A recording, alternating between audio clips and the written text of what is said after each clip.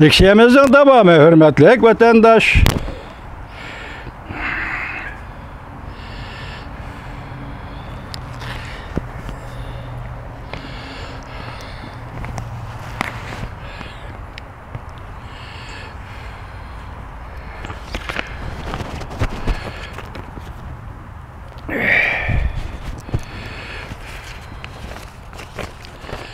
Endi ikkinchi mavzu.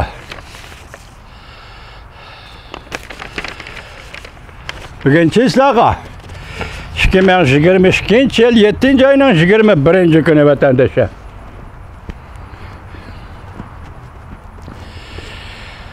Endiki mavzu mundaq. Amerika Qo'shma Shtatlarining sobiq davlat mudofaa ministri Asper bir jungo siyosatini ko'rib o'tishni chaqiriq qildi. Tayvan olimlari mundaq deyishdi. Amerika jungo qarama-qarshiligi Tayvan bexatarligi masalasini yuqori o'rlatdi. Mavzuli xabar 7 oyning 21 kuni Amerika ovozining Xitoy tili programmasi e'lon qilindi. Xabar bundaq boshlandi. Delazar Tayvanda ziyoratda bo'layotgan Amerika Qo'shma Shtatlari sobiq davlat mudofaa ministri Mark Asper uzundan beri Amerika Qo'shma Shtatlari hukumatining bir jungo siyosatini tekshirishni murojaat qilib kelgan rahbarlarning biri edi.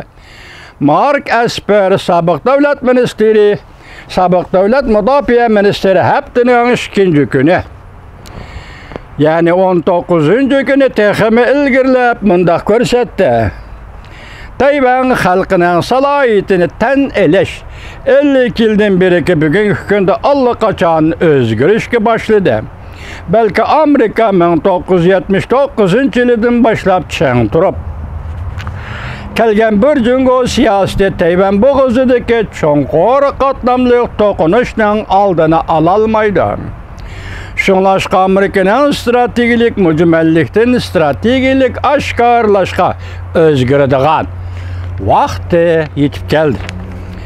Asper vakilligidik Amerika Bilim Haznesi Atlantik Konsulyani Komiteti ziyaret vakilleri ümiki haftanın 1 günü, yani 18 günü Tayvan'a yetib kelib 3 günlük ziyaretine başlayıp onundan başka yana İtaliyalik sobiq prezidentning maslahatchisi bu qatimqi safarda Tayvan'a yetib kelib nüfuzli muhim müdiri, Tinch okean komitetining nüfuzli muavin müdiri Bar Powell qatorliq o'mak a'zolarini o'zi ichiga oladigan ziyorat o'maki edi.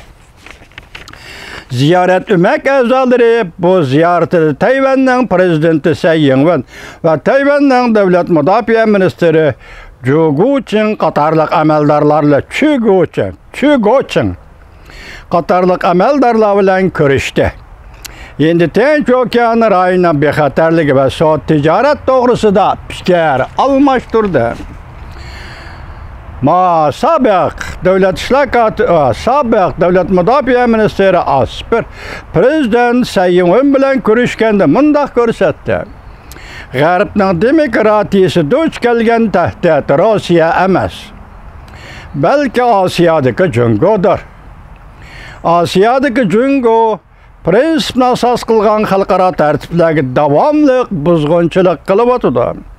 Burayındaki erkinlikni tinchlikni suydigan barliq kishilarga tahdid selawatıdır. Cümleden oldingi safda turgan Tayvanga tahdid selawatıdır. Sobiq davlat mudofaa ministri Asper bundaq ko'rsatdi. Washington siyosat chemberiga o'rtaq to'nashqa keldi. O bo'lsa jungo Amerikaga strategik ig'vogarchilik qilguvchi davlatdir. Tayvan bo'lsa Amerikaning do'sti. Amerika Tayvanni qo'llaydi.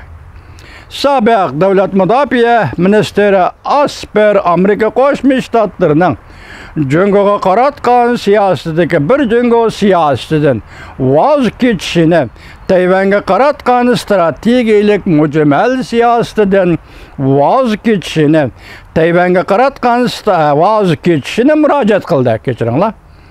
Asper ziyorat jarayonida mundaq ko'rsatdi. 1970-yillarda Birjingo siyosatini tuzganda ishga qirg'oq xalqlari Birjingo siyosati uchun turadi. Bir qism Tayvanliklar o'zlarini Jingolik deb ataydi.